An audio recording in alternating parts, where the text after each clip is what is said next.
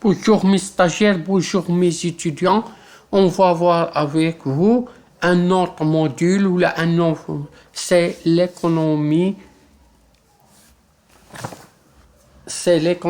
générale et statistique, le niveau de première année baccalauréat économie. Première séquence s'intitule les fondements de base de la science économique. On va définir premièrement le champ d'application de la science économique et on va définir la science économique. Premièrement, le champ d'application de la science économique, il y a deux approches. Premièrement, l'approche libérale, c'est un champ universel et neutre. Le champ d'activité économique est constitué de phénomènes et d'effets microéconomiques, ça veut dire comportement des ménages, consommation, épargne, investissement et des entreprises, comportement du producteur, problème de répartition des richesses, investissement. Deuxièmement, les phénomènes, effets et des grandeurs macroéconomiques, comportement des grandeurs économiques nationales et les relations entre elles, ainsi que les politiques économiques en vue de dépasser les dysfonctionnements du système, et ce essentiellement dans une économie ouverte et marchande. Donc, la science économique est née essentiellement avec le capitalisme.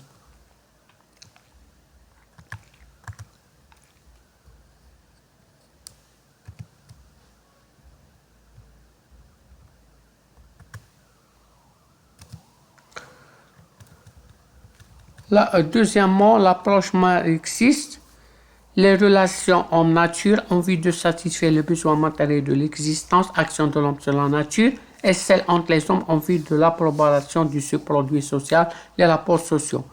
Maintenant, on va définir qu'est-ce que c'est la science économique. Il y a une définition libérale, science de la gestion de la rareté. C'est la science de l'administration des ressources rares. Il étudie les formes que comprend le comportement humain dans l'aménagement de ces ressources. Il analyse et explique les modalités selon lesquelles un individu ou une société affecte des moyens limités à la satisfaction des besoins nombreux et limités.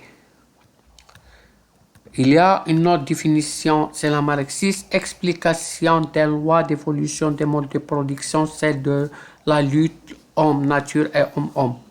Maintenant, on va définir un deuxième mot, c'est l'objet et méthode de la science économique. L'objet de la science économique, il y a deux approches, la théorie libérale et la théorie marxiste. Pour la théorie libérale, l'objet de la science économique est l'étude et l'explication des phénomènes et faits économiques en vue de dégager des lois d'évolution et de comportement ainsi que les conditions de l'optimisation des décisions économiques, aussi bien sur le plan microéconomique, ça veut dire producteur consommateur, que sur le plan macroéconomique, grandeur économique, épargne, consommation, production et des relations entre elles, ceci en vue d'éclairer les décisions à prendre et ainsi de concevoir les politiques et les pratiques économiques dans la cité. L'objet de cette science est aussi de justifier et légitimer l'économie de marché, le capitalisme. La théorie marxiste, l'objet serait l'étude de la relation homme-nature, artificialisation du milieu naturel et sa maîtrise en vue de production des biens et services de nature à satisfaire les besoins, et c'est de la relation homme-homme, étude des rapports sociaux en vue d'expliquer l'évolution des sociétés humaines, surtout les lois d'évolution du capitalisme. Cette explication vise surtout à dégager les contradictions internes de ce régime économique en vue de démontrer sa disparition ou sa transformation inévitable. Maintenant, on va entamer le dernier point, c'est la méthode de la science économique. La science économique, c'est une science sociale. Les sciences de la nature traitent les relations entre les choses, les rapports entre les phénomènes naturels. Les sciences sociales traitent les actions de l'homme, les relations entre les hommes et les choses et les relations entre les hommes. La méthode est la démarche logique qu'emprunte l'esprit pour comprendre et démontrer ce qui existe. Cette démarche se déroule à partir de deux composantes, la réalité naturelle et sociale et l'esprit qui observe cette réalité. La démarche comprend l'observation des faits naturels et sociaux, le traitement de l'information observée, l'application des conclusions tirées de l'analyse. Merci de votre attention et jusqu'à la prochaine vidéo. N'hésitez pas d'abonner pour recevoir de nouveaux et n'hésitez pas d'écrire dans le commentaire les questions.